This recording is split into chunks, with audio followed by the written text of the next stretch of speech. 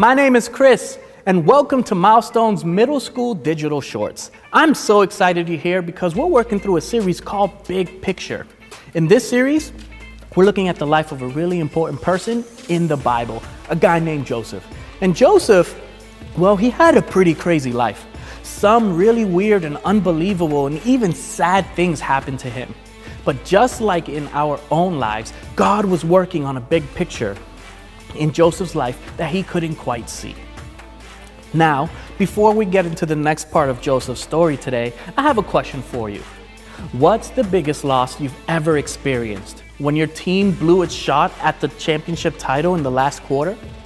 Or you're leading a race around the bend before someone caught up to you and then you came in second place? When someone else earned the lead in your dance squad? When I was in middle school, I used to play a game called baseball. And my team was actually fortunate to make it to the championship one season. Now, I was having a pretty great game. I reached on base 3 out of 4 times, but we were still behind by 1 run. Now it's the bottom of the 9th inning, 2 outs, and the bases are loaded. It's my turn to take the plate and face off against the pitcher, right? See, back then I was a pretty crafty player. I used to crowd the plate and make my strike zone very small. So here we go, the battle. The pitcher throws, ball 1. 20 seconds later, another pitch, ball 2. Another 20 seconds later, ball 3. I just needed 1 more ball to get on base to tie the game. Next pitch, strike 1. Pitch number 2 again, strike 2. Now I have a full count, and the next pitch was thrown. I swung for it, and it was a foul. 1 more pitch, and I stood there thinking, yep, I'm about to get walked. But the ball actually just went over the corner of the plate. The umpire screams, strike 3! Game over. I stood there, and I didn't even move because I was in shock. But it taught me at that moment to never stop protecting the plate again.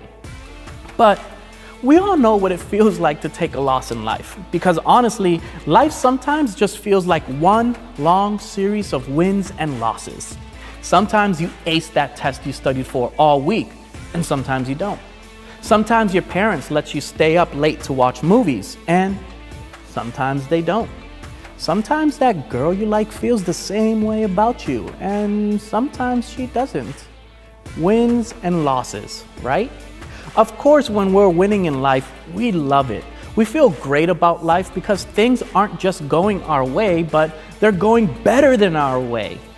But almost as quickly as the wins come, so do the losses. And when those losses happen, the difficult, tough, painful things, suddenly life doesn't feel so great. Some of you know that because you've dealt with difficult losses in the past. Some of you may be dealing with a few in your life right now. Maybe you have parents who are so critical or hard on you, or tough at home when you feel like you can't do anything right. Maybe you've just been forced to go to a different school or change your group of friends, and you feel really lonely or left out. Maybe you're struggling with the end of a relationship or a friendship, and you don't know how to handle the rejection or hurt you're feeling. Or maybe you're dealing with things like a passing of a loved one, or pain, or separation, or illness, or brokenness in your home. No matter the loss you may have faced in the past, or the one that you might be dealing with right now in this moment, the reality is that losses in life are coming. They're an unavoidable part of being a human. We've all got something in our lives that causes us pain or heartache or disappointment. And when we're in the middle of it, it's hard to see the big picture. In fact, it's hard to see anything other than the hurt, frustration, loneliness, or anger we feel because of the loss we're experiencing. But what if there was more to it than that? What if there was a way to get through our losses, a bigger picture we might just be missing along the way? Now, if there's anybody who understood what it feels like to be in the middle of a pretty big loss, it's our pal Joseph. He was the second youngest of 12 brothers, which could seem like a difficult position to be in by itself. Add to that the fact that Joseph was his father's absolute favorite son. And you've got a pretty big recipe for a pretty big family feud. And I'm not talking about the game. You see, Joseph's brothers disliked him for the way their father loved him. They were jealous, they were hurt and angry, so much so that they came up with a plan to deal Joseph a pretty big loss. Let's go ahead and take a look. They saw him in a distance, and before he reached them, they plotted to kill him. Whoa! That escalated pretty quickly. Joseph's brother didn't do what most older siblings do when they're mad. They didn't decide to shove him in a closet or lock him out of the room or embarrass him in front of his friends. No, they literally made a plot to kill him, to end his life. And that's a pretty big deal. Let's go ahead and take a look to see what happened next.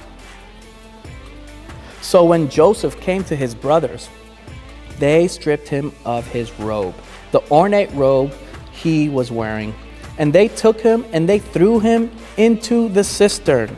The cistern was empty. There was no water in it. At this point, you might be thinking two things. One, that Joseph's brothers were bad news. And two, that you want to know more about this whole cistern thing. I feel you on both accounts.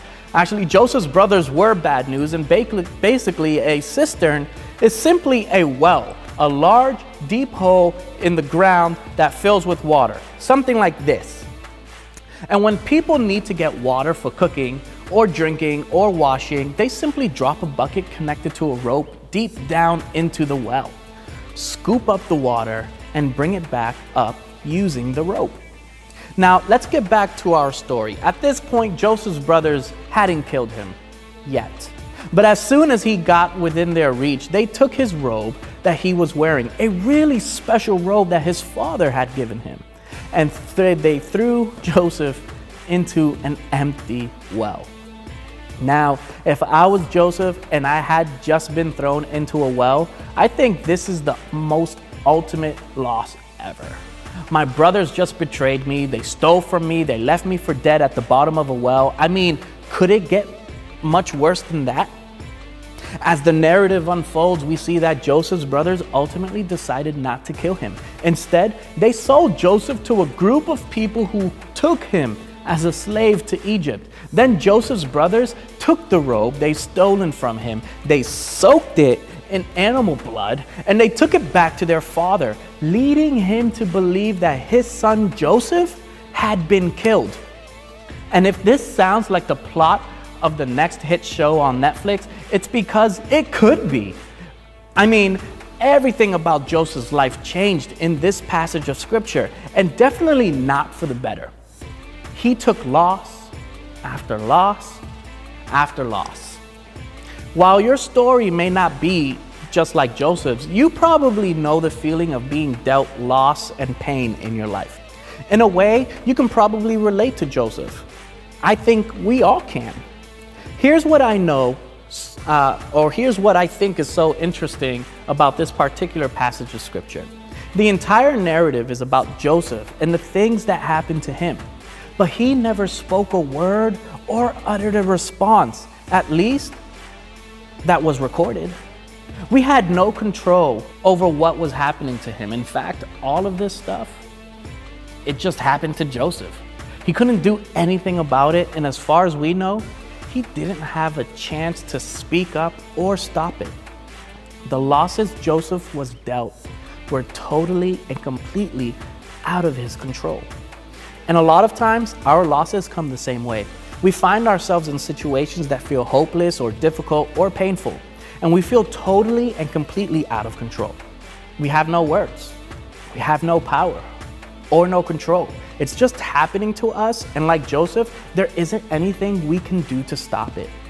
There's a pretty hopeless place to be at, right? Isn't it? I mean, it should be. I don't know about you, but when I found myself feeling sold out or thrown away or completely and totally lost like Joseph was, I certainly can't see the bigger picture. I can't see any purpose beyond the pain I'm experiencing experiencing right in that moment. If someone told me that God was working on a bigger picture or writing a bigger story that I just couldn't see in the moment, I think it would be hard to believe them. But then, just a few chapters later in Joseph's story comes this simple verse that I think gives us an idea of the bigger picture we can hold on to in the middle of our losses.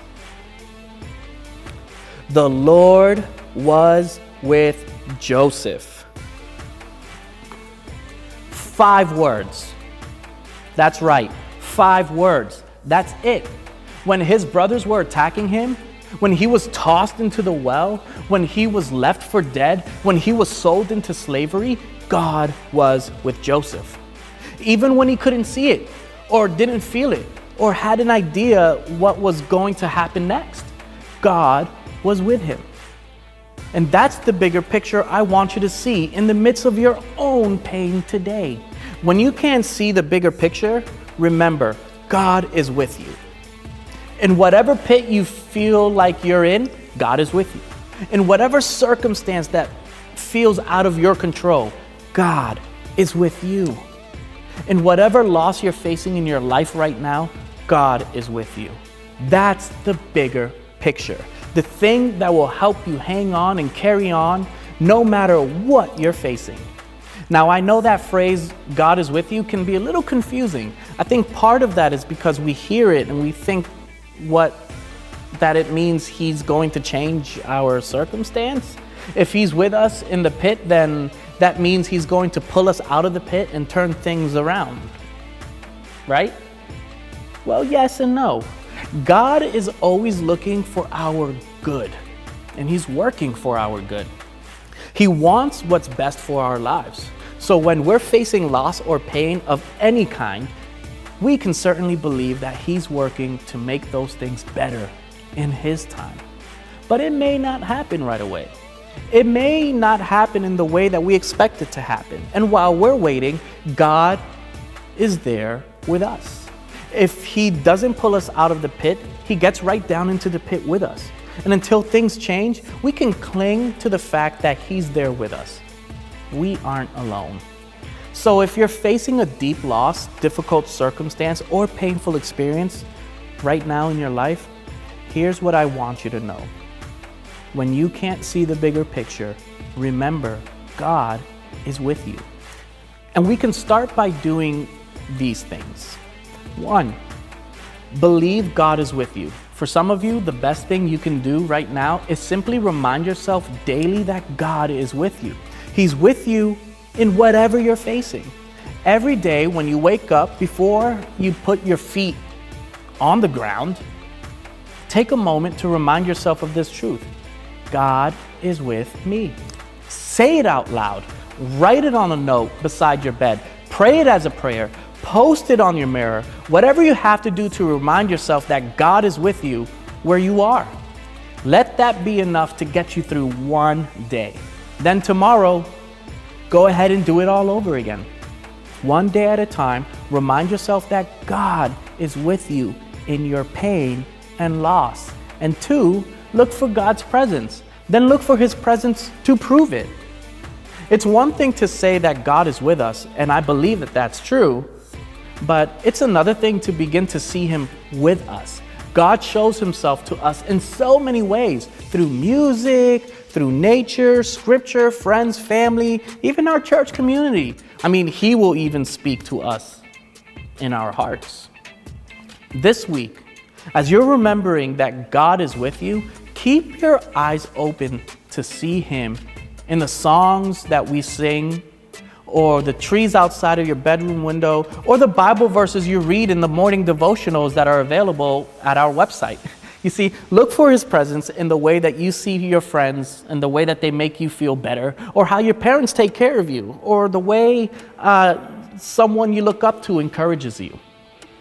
All those things are evidences of God's presence with you right here and right now, and they'll help you get through any losses, big or small, that you may be facing. So, when you can't see the bigger picture, remember, God is with you. And as we wrap up this digital short, I want you to think on this one question. What's one way I know God is with me?